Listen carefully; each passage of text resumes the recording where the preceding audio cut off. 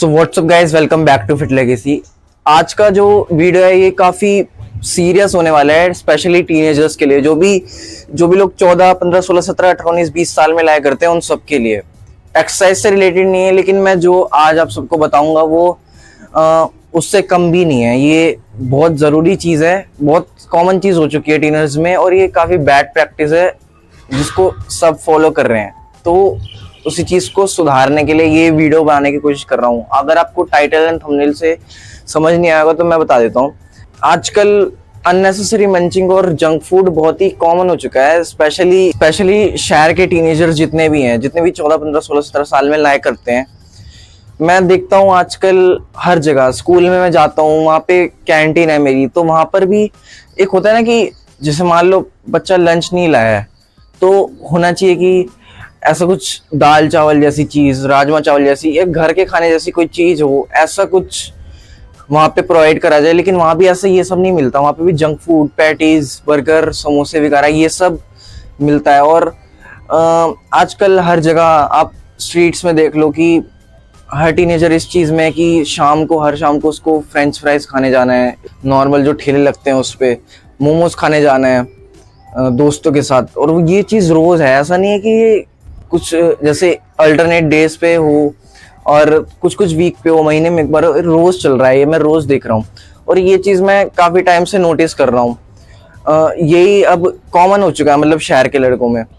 और ऐसा नहीं है कि ये एक हेल्दी हैबिट है, ये एक बैड प्रैक्टिस है जो आजकल बहुत कॉमन हो गया है। हर कोई अननेसेसरी मंचिंग जब चाहे जब खा लेना, कोई चॉकलेट खा लेना, कभी वेफर्स खा लेना, और जितनी भी डीप फ्राइड चीजें मिलती हैं आसपास, ये सब खा लेना। तो ये करना अच्छा नहीं है। मेरे को ये समझ नहीं आता, पता होने के बावजूद भी, कि ये जो चीज है हमको नुकसान करेगी। मैं आजकल जब अपने घर से बाहर निकलता हूँ, मैं रेडियो पर देखता हूँ, तो वो लोग इतने बेकार तेल में नहीं, वो रिफाइंड ऑयल होता है जो ऑलरेडी रिफाइंड ऑयल कहलाने के लायक भी नहीं होता, क्योंकि उसमें जो उसका प्रोसेस होता है उसको बनाने का, उसमें वो ऑलरेडी 3 to 4 टाइम्स बॉइल्ड हुआ होता है। जो ऑयल होता है ना, तो बेसिकली उसमें क्या होता है, जब वो एक बार बॉयल हो जाता है, एक बार उसकी स्मोक वैल्यू जब क्रॉस कर लेता है वो, तो उसके बाद वो खराब हो जाता है, टॉक्सिक हो जाता है,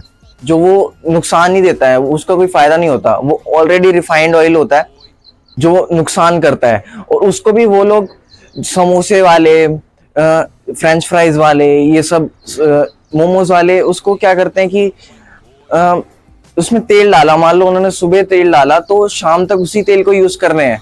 मान लो उनके पास एक कढ़ाई है बड़ी सी, उसमें उन्होंने सुबह तेल डाला आधा लीटर, और वो उसमें चीजें तल रहे हैं। वो बनाते बनाते उसकी स्मोक वैल्यू क्रॉस हो चुकी है, तो अगर कम हुआ तो उसमें ही तेल डाल देंगे, और तेल का रिफाइंड ऑयल डाल देंगे, उसमें ही तलते रहेंगे। ऑलरेडी इतना टॉक्सिक हो चुका होता है जो कि वो हमें कितना नुकसान करेगा। मेरे को ये समझ नहीं आता, ये सब जानने के बाद भी ये सब उल्टी सीधी चीजें क्यों खाते हैं, मेरे को ये समझ नहीं आता। तो यही कहना चाहता हूँ मैं, इस सब चीजों को अवॉइड करें। आजकल सब में कॉमन हो चुका है, कोई घर का खाना, कोई स्टूडेंट, मैं स्कूल में जाता हूँ देखता हूँ खाते नहीं है। जैसे कैंटीन के अलग से पैसे ला रहे हैं, मतलब घर का खाना नहीं लेके आ रहे, जो उनको कैंटीन में खाना है उसके लिए अलग से घर से पैसे लेके आ रहे हैं। शाम को दोस्तों के साथ टाइम निकाल कर जा रहे हैं स्टॉल्स पे खाने के लिए, चोरी खाने के लिए, समोसे खाने के लिए, ये जो फ्रेंच फ्राइज खाने के लिए, डीप फ्राइड चीजें जितनी भी हैं। अच्छा, ये नुकसान भी उतना ही कर रहा है हमको, इससे हमारा लाइफस्टाइल खराब हो रहा है, ओवरऑल लेजी हो रहे हैं हम। और एक चीज देखना, कभी अब आपने जितने भी मिडिल क्लास फैमिली से बिलोंग करते हैं, वो अपने यहाँ दादा दादी से, नाना नानी से, या फिर अपने मम्मी पापा से पूछना कि जो उनका टाइम था, 90s का टाइम था, तो क्या उसमें ऐसी चीजें होती थी? ये सब आजकल जो पिज्जा चल गए हैं, पास्ता चल गया, ये सब होता था? ये उस टाइम पे होता ही नहीं था। उस टाइम पर ये होता ही नहीं था, तो लोग नॉर्मल रोटी सब्जी दाल चावल जो घर में बनता था वही खाते थे, वही उनका नॉर्मल फूड होता था। तो वो बीमार भी नहीं पड़ते थे, उनको कोई हेल्थ इश्यूज भी नहीं होते थे। आज के टाइम पे, जैसे मैं दिल्ली में रह रहा हूँ, तो शहर में ये बहुत नॉर्मल हो चुका है, इस पर कोई मतलब ध्यान नहीं देता है। जैसे अलग से ध्यान दिया जाए कि हमें अपनी डाइट अच्छी करनी है, क्योंकि हर कोई ऐसा हो चुका है, ये नॉर्मल बना दिया है। सुबह चाय के साथ समोसे, कचौड़ी वगैरह ये सब लोग खाना पसंद करते हैं, जो कि अच्छा नहीं है।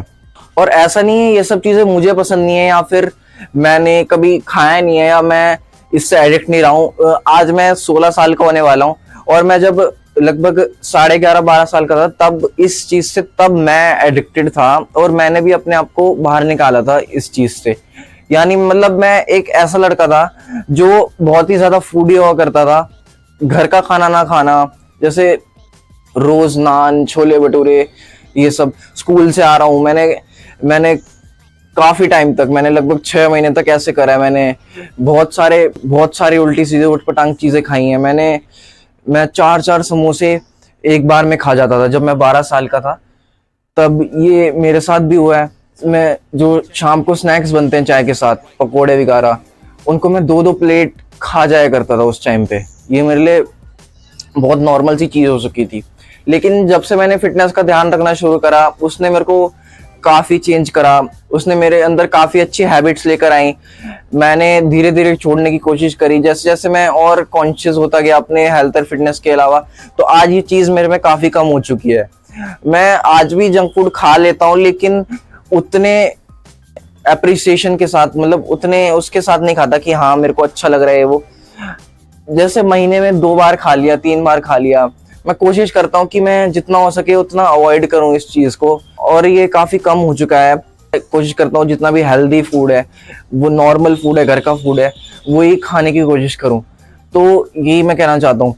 अब बात आती है इसको छोड़ना कैसे है, क्योंकि जब एडिक्शन एक लग जाती है ना, उसको छुड़ाना बहुत मुश्किल हो जाता है। खासकर कि ऐसे एडिक्शन जो बहुत ज्यादा डोपामिन रिलीज करती है, क्योंकि हम जब ये सब जंक फूड खाते हैं तो हमारे डोपामिन रिलीज होता है माइंड में, तो वो में फील गुड हार्मोन होता है बेसिकली वो। तो उसको छोड़ना बहुत मुश्किल होता है क्योंकि हमारा माइंड बार बार उस चीज को मांगता है, फिर छोड़ना बहुत मुश्किल हो जाता है ना। तो इसका सिंपल सा फंडा ये है, जैसे मान लो मैं एक एग्जांपल देता हूँ आपको। एक बंदा है जिसको ड्रग्स एडिक्शन है या फिर स्मोकिंग या ड्रिंकिंग एडिक्शन है। मान लो वो 5 साल से 6 साल से एडिक्शन में है इसमें। तो आप उसको बोलो, एक दिन बोलो कि भाई तू आज से ही ये जितने भी तेरी एडिक्शन है, फालतू स्मोकिंग ड्रिंकिंग वगैरह, सबको छोड़ दे, बिल्कुल बंद कर दे। तो क्या वो कर पाएगा? बिल्कुल नहीं कर पाएगा, क्योंकि अब मान लो उसको इतनी तगड़ी एडिक्शन है उस चीज की। अगर आप उसको एकदम से बोलोगे कि हाँ इस चीज को छोड़ दे, तो वो उसका ध्यान जो और चीजें वो लाइफ में करता है उससे हटकर इसी चीज में चला जाएगा कि हाँ मेरे को बीड़ी बिल्कुल नहीं पीनी, आज बीड़ी बिल्कुल नहीं पीनी। मतलब उसका माइंड उस चीज से हट जाएगा, उस चीज मतलब वो हट नहीं जाएगा, मतलब हटाने की कोशिश करेगा वो। तो क्या वो और काम कर पाएगा लाइफ में? तो ऐसा नहीं होगा। तो आपको क्या करना है, मान लो आप हफ्ते में 3 बार खा रहे हो, जंक फूड खा रहे हो, सब बाहर की चीजें, तो आप क्या कर सकते हो, इसको हफ्ते में 2 बार कर दो। ठीक है, एक हफ्ते में 2 बार कर दो, तीसरी बार का छोड़ना है आपको। फिर ऐसे कर करके हफ्ते में 1 बार कर दो, हफ्ते में 1 बार कर दो, फिर महीने में 2 बार कर दो। ठीक है, ऐसे कर करके धीरे धीरे वो चीज आपकी बिल्कुल रिड्यूस होती चली जाएगी, बिल्कुल ही खत्म हो जाएगी।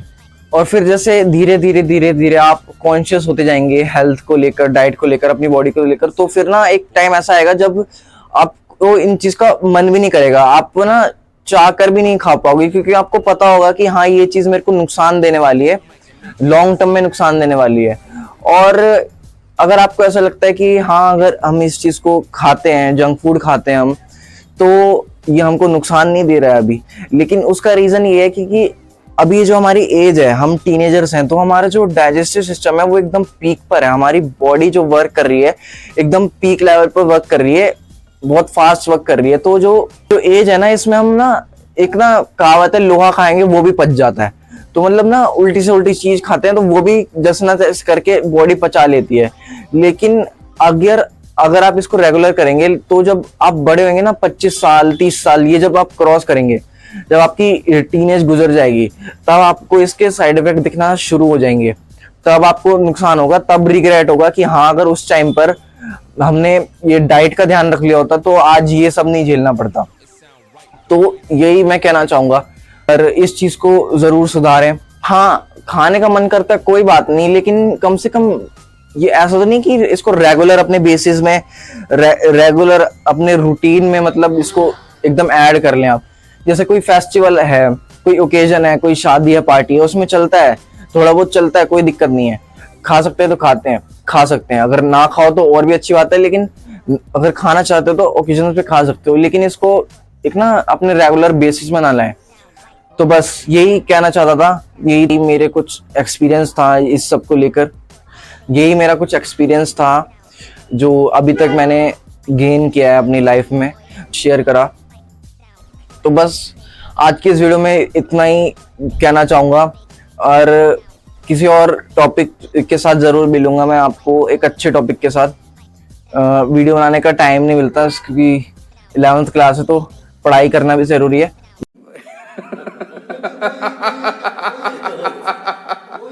बाकी मैं मिलता हूँ किसी और टॉपिक के साथ। बाकी तब तक के लिए इस वीडियो में इतना ही। अपनी सेहत का ध्यान रखते रहो। तब तक के लिए बाय बाय।